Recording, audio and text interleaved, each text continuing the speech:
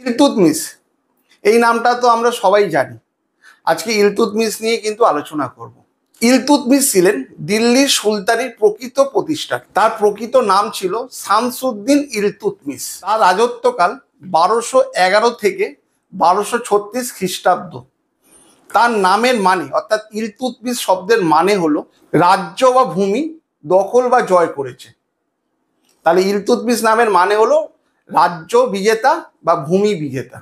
ইলতুৎমিশের রাজত্বকালে 1221 খ্রিস্টাব্দে বিখ্যাত চেঙ্গিস খান ভারতবর্ষ আক্রমণ করেন।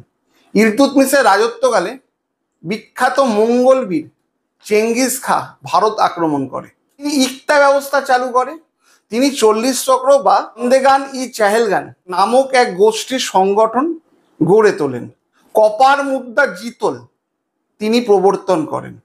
তিনি কিন্তু কুতুবউদ্দিন আইবকে কৃতদাস ছিলেন এবং জামাতাও ছিলেন। এর আগে লাহোর ছিল রাজধানী, কিন্তু ইলতুৎমিশ এসে লাহোরের পরিবর্তে দিল্লিকে রাজধানী করেন।